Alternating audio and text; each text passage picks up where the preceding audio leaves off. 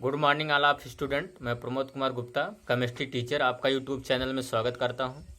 बच्चों, मैं क्लास 12 की केमिस्ट्री का सॉल्यूशन चैप्टर पढ़ा रहा था, जिसमें मैं आपको 8 लेक्चर दे चुका हूं। आज 9वां लेक्चर है, जिसमें बच्चों मैं पिछले लेक्चर में विलेन की मोलरता पर आधारित आपको 3-4 न्यूमेरिकल बताया था। आज मैं बच्चों विलेन की मोललता के विषय में बताऊंगा। क्या? विलेन की मोललता के विषय में बताऊंगा। एक टॉपिक है हमारा विलेन की, विलेन की मोललता। क्या बच्चों? मोललता, molality of solution, molality of solution,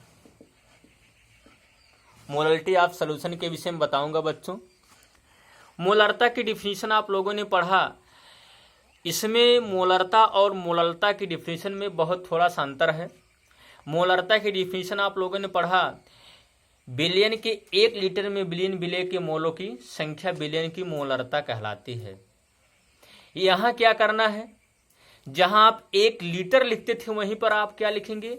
1 litre billion में वहीं पर आप 1 किलोग्राम विलायक कर देंगे। सेम परिभाषा वही रहेगा। जहां आप मोलरता की डिफिनीशन में बिलियन का 1 लीटर लेते थे, वहीं पर विलायक का 1 किलोग्राम लेंगे। तो इसकी डिफिनीशन क्या हो जाएगी बच्चों? मोलरता की 1 किलोग्राम विलायक में बिलियन विलेय के मोलों की संख्या बिलियन की मोललता कहलाती है। देखिए, फार्मूला मैं लिख दिया हूं। विलेन की मोललता बराबर विलेय के मोलों की संख्या अपान विलायक का भार ग्राम में गुणे 1000। ठीक, यहां क्यों 1000 लिखा गया, गुणा किया गया? क्योंकि यहां पर जो विलायक का भार लिखा गया है ग्राम में लिखा गया है, तो इसको ग्राम से किलोग्राम में कन्वर्ट करने के लिए वहां पर 1000 का क्या होता है, गुणा किया जाता है। अब देखेंगे यहां, या तो हम कह सकते हैं विलेय का भार मोलों संख्या बराबर होता है विलेय का भार बटे विलेय का अणुभार अपान विलायक का भार ग्राम में गुणे 1000। यही आपका क्या हो गया, फार्मूला हो गया। अब देखिए, अब इसकी इकाई आप बना सकते हैं। किसकी? मोललता की। मोललता की इकाई आप लोगों ने क्या पढ़ा? मोल प्रति लीटर। मोललता की इकाई क्या है? मोल प्रति किलोग्राम। क्या हो जाएगी? मोल प्रति किलोग्राम। ये हो गया बच्चों आपकी मोललता की डिफिनीशन और फार्मूला। अब मैं इसी पर आधारित आप लोगों को बच्चों में न्यूमेरिकल बताने जा रहा हूं। देखिएगा, यहां पर एक न्यूमेरिकल है, 1 लवण का अणुभार 30 है। देखिए एग्जाम्पल है, 1 लवण का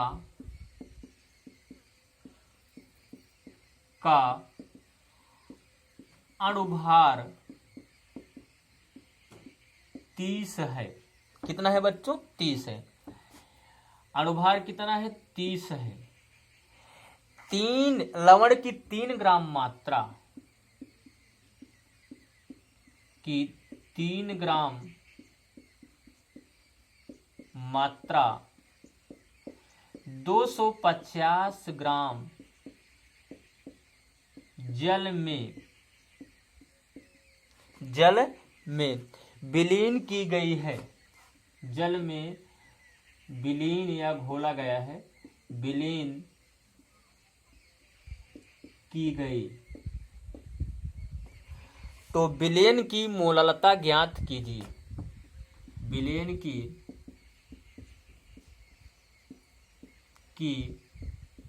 मोललता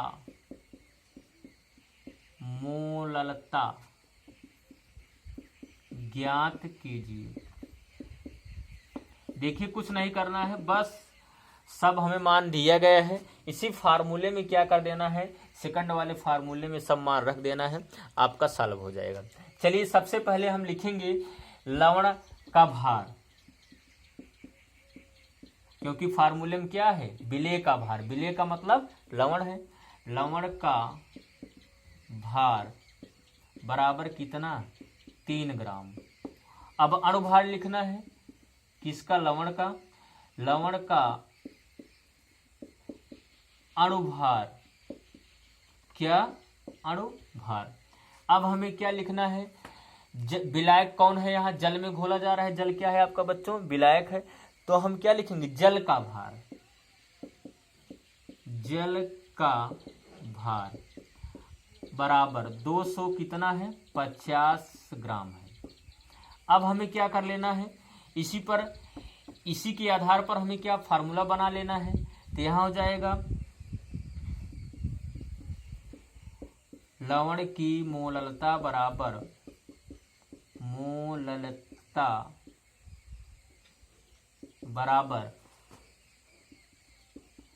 लवण का भार बटे लवण का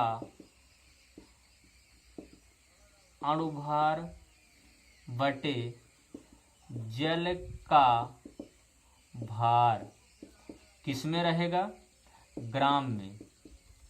ग्राम में गुणे क्या हो जाएगा? 1000। अब सब मान को इसी फार्मूले में रख दीजिए। लवण का भार कितना है बच्चों? 3 ग्राम है। अणुभार कितना है? 30। कितना है? 250 जल का भार गुणे कितना हो जाएगा? 1000।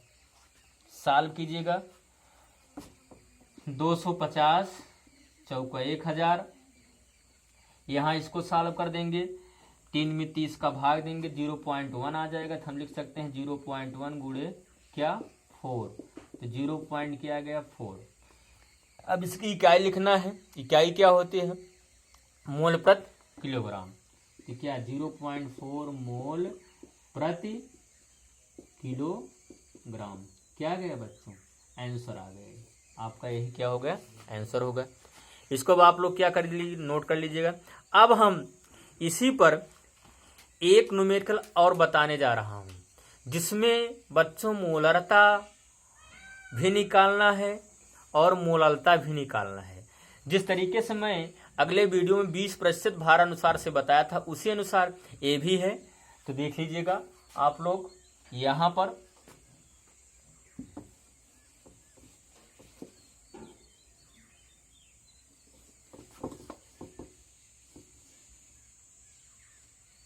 देखिए, सल्फ्यूरिक अम्ल के 16%, एग्जाम्पल आपका सल्फ्यूरिक अम्ल के 16%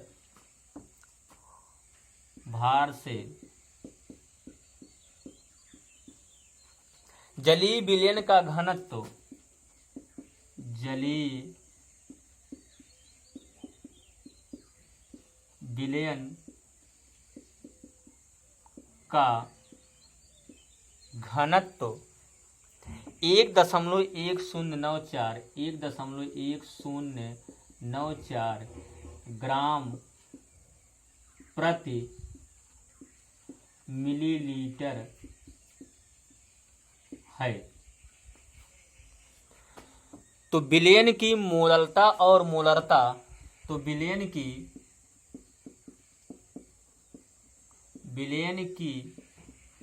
मोललता और मोलरता ज्ञात कीजिए।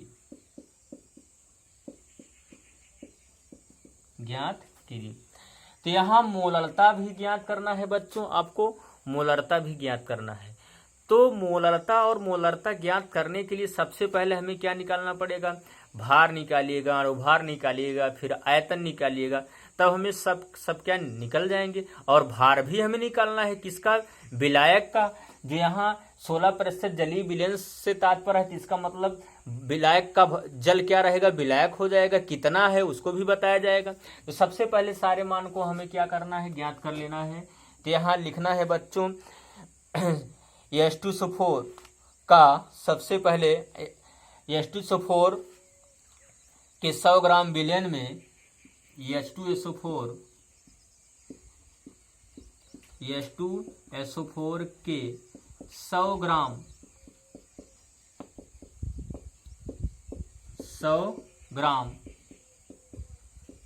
विलयन में H2SO4 का भार बराबर 16 ग्राम। कितना आया? 16 ग्राम। अब हमें क्या निकालना है? भार निकल गया है, अणुभार निकालना है। H2SO4 का अणुभार, H2SO4 का क्या निकालना है बच्चों? अणुभार। अणुभार हम निकाले थे पिछले टर्न पर, फिर बता रहे हैं। यहाँ हाइड्रोजन के 2 परमाणु हैं, 2 हाइड्रोजन का 1 परमाणु भार 2 × 1 लिखा मैंने। सल्फर का कितना लिखा? 32 लिखा। और ऑक्सीजन के 4 परमाणु हैं, 4 और 1 परमाणु का 16 होता है, मैंने 16 लिखा। टोटल इसको आप कैलकुलेट करेंगे 98 आएगा, 98 आ जाएगा। फिर हमें क्या निकालना है? जल का भार। इसमें 84% भार अनुसार कह रहा है, जिसका मतलब 16 ग्राम H2SO4 है और 84 ग्राम कितना है बच्चों? जल है।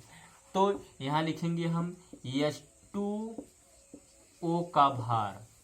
H2O का भार का मतलब मीन्स विलायक का भार कितना हो जाएगा बच्चों? 84 ग्राम। अब देखिए ये निकल गया।